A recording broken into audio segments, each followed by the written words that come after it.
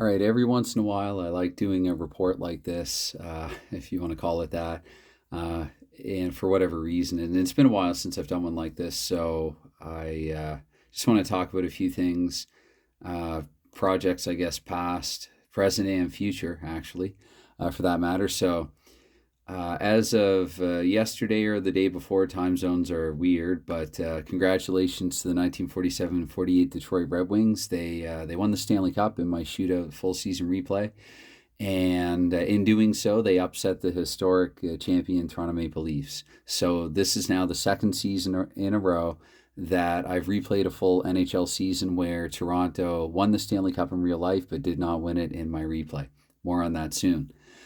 The John Madden Award, that is, it's named after the sort of two-way center, really good two-way forward, who in his prime, sort of around the turn of the millennium with the New Jersey Devils, not for the football coach, football personality John Madden, but rather the hockey player John Madden. The John Madden Award is basically my desktop equivalent of the Conn Smythe Trophy, and I've decided to award it to Detroit's fourth line center in 1948, Don Morrison, at least the fourth line center on the shootout card, team card. His stats, I think he finished with 5 goals and 1 assist for 6 points in 11 playoff games, which doesn't sound too impressive, but 3 of those goals were game winners, including games 5 and 6. They were the game winning goals that won it for Detroit.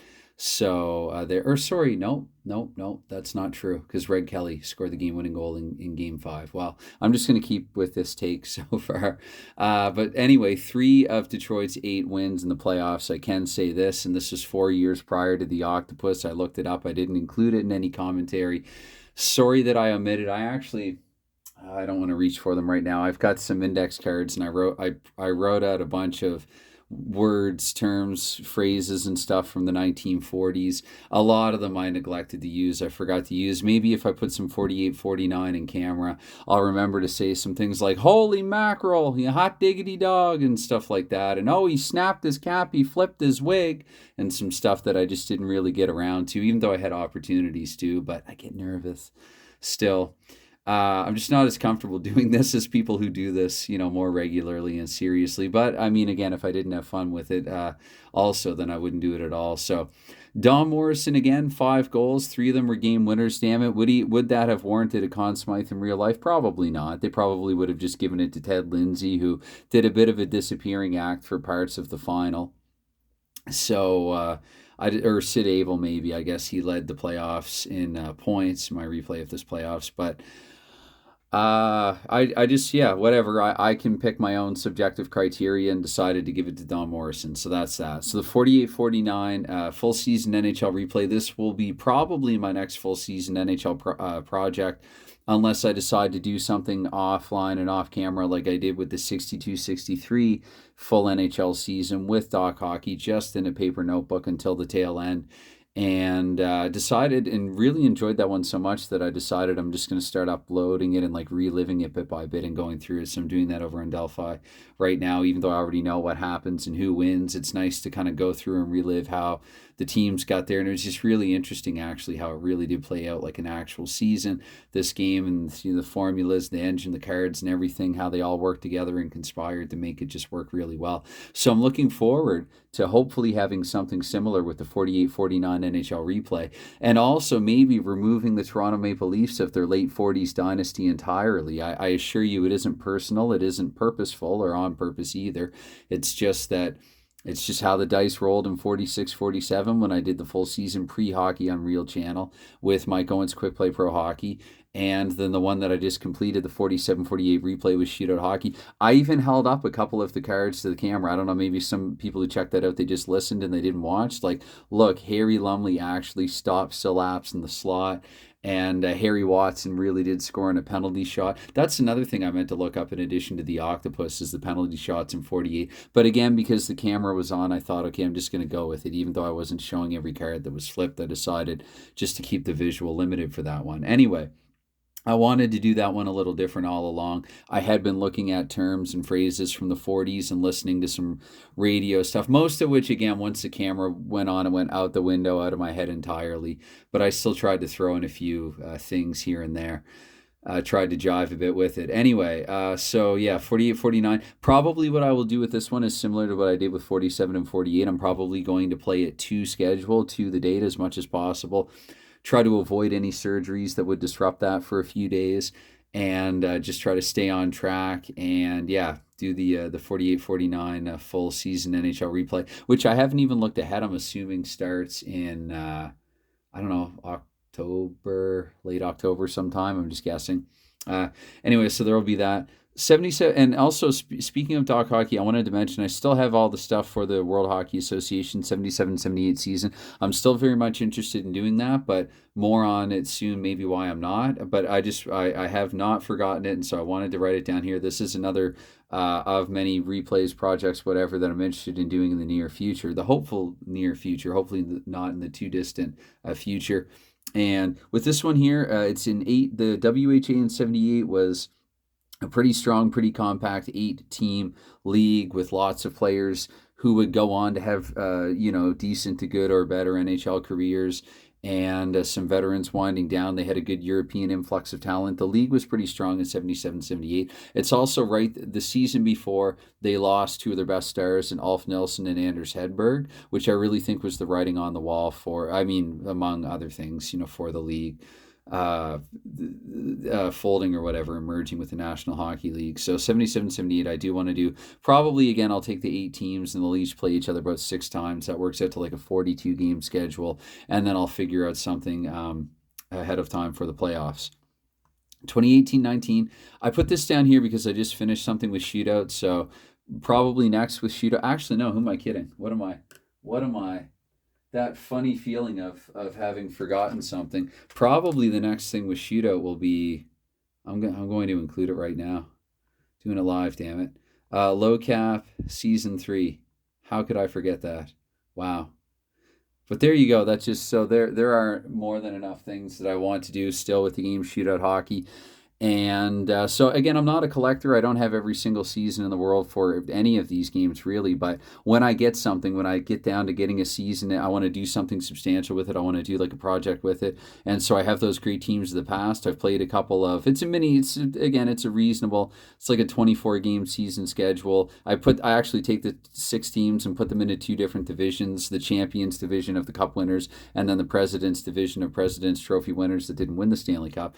And I have 2 wild cards that can come from either division, and then the 2 division winners comprise the other 2 that play the playoff series. So and with the Elite 8, I forget, actually I have to go back and watch my own video about this one, but again, a couple of compact seasons and schedules with the Shootout Hockey that I could be doing again in the hopeful not too distant future.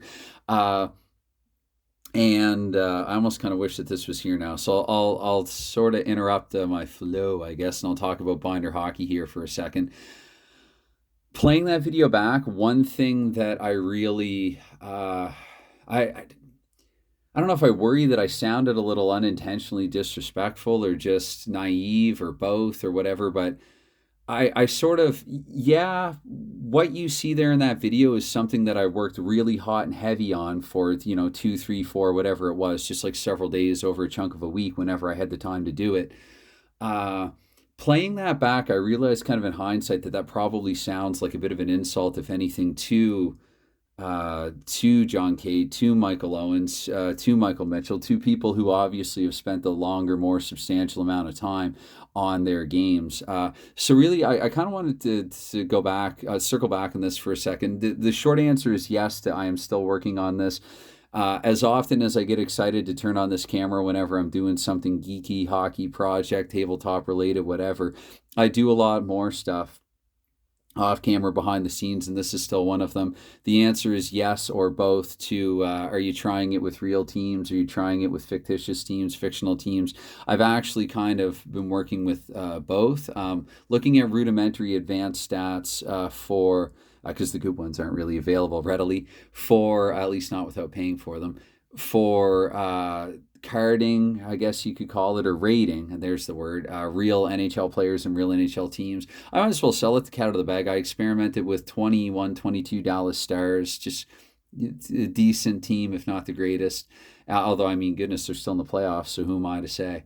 and then also some teams from 2007, 2008. Because I realized, I think, looking at a couple of other games, I think Inside the Crease maybe even offers those two teams up free. I'd have to go back through my ITC stuff. And at least one other hockey game that I played as well, that those are like the two sample teams that you give the game of the 2007, 2008 Pittsburgh Penguins and Detroit Red Wings, the Stanley Cup Finals. 07, 08, if you look at websites like Hockey Reference and other sites, right in around that season or a year or two thereafter is really kind of when the advanced stats era was ushered in. And so I think that's why some game designers, maybe I'm stating the bloody obvious here, but kind of start with that season. So I started to do that as well with the Pittsburgh Penguins in 2007, 2008. And some things I was like, this is looking pretty good. And then some other things not. Just looking again at the time, Corsi's available in Fenwick and um, zone starts and scoring chances, high danger, and things like that, and trying to figure out if I could. But I will say this. I think anyway with the fictional, it's just as easy, or at least as easy and more feasible, if anything, to come up with dice formulas that I generate players that, yeah, they're fictitious, but they somewhat ironically, perhaps, to me at least, they kind of resemble real life players. And plus, one of my teams is secretly actually modeled after, it's like modeled after an actual team, the teams and the players. And this Alessi guy, he seems very similar in rope hints to rating. There could be a reason for that. Anyway, back to what I was saying originally, though, about unintentionally disrespectful. I've been designing hockey games not every day, but for really an inordinate amount of time, and a pretty ridiculous, a lot of time. You can ask my wife, for the past few years. So yeah, some of the main stuff that you saw on camera there, that came together over the course of a few days. It was like pop and go. But like, I think the reason why that was able to happen is because I've been tinkering with multiple hockey game designs now for multiple years now. So it's not like, oh, I just whipped this together over the past few days and I'm going to make a video and look at it. It's not quite like that, I guess, is what I wanted to say, what I wanted to add.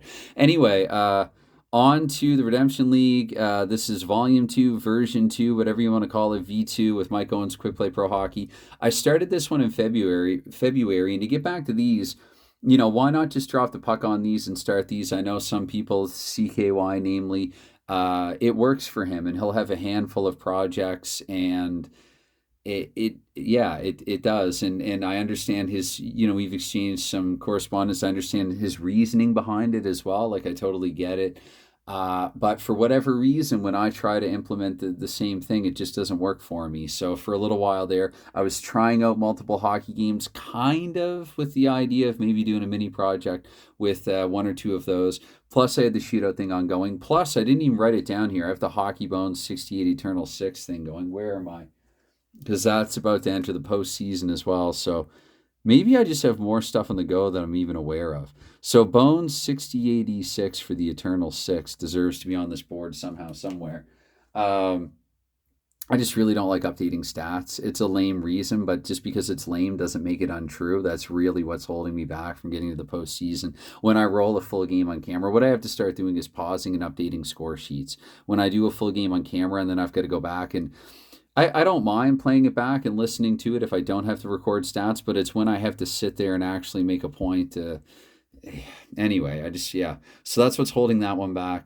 But sooner than later, hopefully that will get back on the go yet again. Postseason could be pretty interesting, especially that Boston New York series, and because the Rangers took Boston's own the final game of the regular season. But so in and around February, I had multiple things in the go, things against some games that I was trying out. I was going through a little phase there and played a game or two or three of multiple other hockey games. And I find that the more projects that I add, each one I start to enjoy it a little less. I even sort of started playing a non-hockey game there, Glory Days Boxing, for a little while. And I think with that one, I'm just not as much. I think the game is excellent, but I'm just not as much of a fight fan anymore as I'm a hockey fan, at least to do like an indulgent project like that. But I think I've got it set up well, and it's on the back burner, and it's there for when I ever want to revisit it, and maybe when I get the itch to do some fights again. I think I've got a great game and engine for that now with Anthony's Glory Days Boxing. So, uh, but again, so that's why I'm a little more reluctant to drop the puck on something like this, and then to try to swing my way over to something like that. I just, right now my active projects are, I've got the Bones E6, and this one here, which I started back in February, and in and around then there was this realization. I feel bad because I did this with Redemption League Part 1 as well. I rolled a few games in and then I stopped for a while, but uh, I really feel now it's about 3 months to the day that I started this one and did a video and rolled out game one, and I've decided this is one that I need to resurrect and get on the go, and it just works. So basically, my two projects right now, I like having sort of a longer play and a faster play, one of each, and then maybe some random miscellaneous, some design and some other stuff. Who knows? Maybe a one-off or something in between there. Just looking at a game. Actually, yeah, looking at a game as well, because another thing, and I'm going to write this down for what it's worth. X appropriately adjacent to binder hockey, because while again I've been working on stuff for 2 or 3 years, I just was playing around with XEG hockey, and there was kind of a breakthrough, and I'm like, wow, I really, I like some of the stuff, some of the ideas that are in this game, and however, what if I tinker with this kind of basic, mechanic, and did it a little more this way, and then that sort of evolved. I think when I show you XCG hockey on camera, you'll probably see there are some similarities, but also more differences between the two. So, and same thing with impact play hockey and Paradise. Like impact play hockey definitely inspired and influenced by Paradise, as I think XCG hockey was as well. Mike Tingle talks about XCG hockey and credits Hard Fury in Paradise. So, nothing's 100% original. These, we're carding the same players, teams, and seasons, or rating the same players, teams, and seasons, and, with cards and dice, right? So it is what it is, right? There are only 12 notes on a guitar, and so you're going to have Ed Sheeran songs that sound like other songs. So anyway, with that said, what I want to do here, and I'm just trying to keep that hidden, a little more inconspicuous than it was at times earlier in this video, I want to play another game here of Mike Owens Quick Play Pro Hockey. It's been a few months, so I want to sort of hopefully anyway endorse Mike Owens Quick Play Pro Hockey and show that you can set it on the shelf for a few months and come back to it, and it should be easy enough to play. And I say that knowing that I have gotten nervous and fumbled and bumbled and messed this one up on camera before a long time ago. But I'm going to try it again, because why not? So here we go with some stuff. Cut these out finally. Last night, have them all cut out now, so I don't need 60-61. I need 46-47 Montreal, and then 50-51 the Red Wings. They will be on the road. I basically just starting off a schedule, just start simple, try to do it in alphabetical order. So it was Boston and Chicago for game one. It'll be Detroit, and then Montreal for game two, and then game three it'll be the Rangers on the road against the Toronto Maple Leafs, and then I'll try to generate something a little more random from there. But so we have normalization of 20 and a normalization of 19. So again, it's been a while here, but I just wanted to try to change the rough loose setup. So Detroit's away offense here, 18. Montreal's home defense, 5. That adds up to a base of 23. Montreal's home offense of 15. Detroit's away defense of 9 is a base of 24. And however, Detroit with one higher normalization means in this case, you're just going to flip reverse them 24 to 23. All right, so we, I had to look some things up here. Just want to double check and be sure. So it adds up to 47 there, the 23 for Montreal and the 24 for Detroit. And so that's 47. That's going to be chance from 11 to 24. We could get a relatively low-scoring game. And 0.510, so scratch that. It's 0.489 for Montreal, which the Montreal Canadiens, who I won a Stanley Cup with in the 46-47 replay, this is the same team when I did a full replay of that season with Mike Owens. So 15 to 43 for Montreal, and 11 to 14 and 44 to 66 for Detroit. So I'm just going to actually rest a marker on that just off camera and get this underway, because I have to get going here shortly. So the way that it works, we'll take these two dice, I guess, and we got 44, so we're going to have 2 minutes off the clock right away.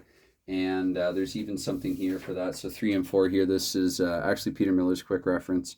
which I have as well there. So 2 minutes advanced, and there's no chance because it's not a 24. However, in the third minute here, we will get a chance just about 3 minutes in, and 26. So we said the 15 to 43 for Montreal being at home, and Montreal here with a 7. So the 7, we can even double check and look here. That is going to be a save because it shows right there that it's a save. So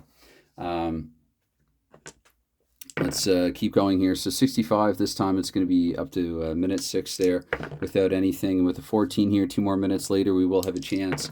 This time here, the 35. Again, it's the Habs. And with the 1 and the 4, so that's a 5. That's going to be a goal in any situation. So it's going to be 1-0 here for Montreal. And scoring the goal for the Habs is 5:14. So scoring the goal for the Habs is Buddy O'Connor. Had a really good season, the 47-48 replay with shootout. Sorry, I went to go, so 1 or 2 assists there. That's going to be just the 1 assist on the goal. And 466 for that 1 assist. This is Buddy O'Connor from Ken Reardon. And exact time of the goal is 55, so it's 7:55. Anyway, let's keep going here with this. It's going to be here 2 more minutes off the clock now, so 10 minutes into the first period with nothing. And there'll be another 2 minutes here with nothing as well. Okay, so we're going to get something here, but it's going to be 3 minutes later here, 12 up to 15. I have to remember not to confuse this with the timing of one of my other games, whether it's one that I'm working on or somebody else's. 24 will be a Montreal chance. Again, a chance to go up 2-0 in the 2 and the 6. And we have a goal there, goal with an asterisk, but we are still in the first period, so that won't matter. So 2-0 now for Montreal. And this goal was scored by taking the 3 dice and dropping them. 3:15 for the Habs is either Elmer Locke or Toe Blake. I'm going to say even Blake, odd Locke. So it is Locke with that goal. And number of assists on it, we're looking at a pair of them. So Elmer Locke from 355 is Leo Gravel.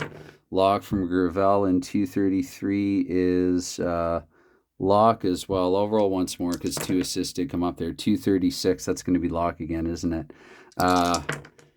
Okay, 155. So Locke from Gravel and Toe Blake. Okay, yep. And the time of the goal is 3. Wait, oh yeah, D6 -1. I might have did that a little incorrectly the other time, but no, 20. So 20, yeah. So it doesn't really matter anyway. It's anyway 14 window dressing. So 14:20. 2-0 Montreal. And whoops, I only had to roll 2 there. I'll advance another minute there with up to the 16 here now. We're going to go up to the 17 here. Remember, we need 24 or lower here to get a chance. So we're going to go actually into the first minute of the second period. Love that rollover between the periods. I've mentioned it before. It bears repeating. We get a chance here 2 minutes into the second period. 46. First chance for Detroit. And Detroit with the 3 and the 6 unable to get a goal on it there. That's going to be a save for Bill Durnan. So Detroit unlucky there. We get another minute here off the clock with a nada and a 35, so 3 and then 6. Yep, without a chance. Again, we need 24 or below, so we're going to get it here. Will suffice. We stay in the same minute. 25, it is Montreal because that 15 to 43 range. And we know the 5 and the 4, the 2d6 roll out there to a 9, so there's no goal there for the Habs. And so 6 quick minutes go by there with little, if anything. And sorry if I'm messing this up a little bit. I am trying to go quickly. I got to get back to work. But anyway, 2 more minutes there with nothing. I'm trying to watch all that hockey beforehand in 2022. Anyway, up to 16 now, and again, 33 not in the chance range. So I did say prior that it could be a relatively low scoring one. So up to 19 here now. With that 15, we will get a chance. 25, that's in Montreal's range. And the 3 and the 6. So again, with the 9, it does look like in this case a young Terry Sawchuk then coming up with the stop, because there's Harry Lumley as recently as 48 for Detroit.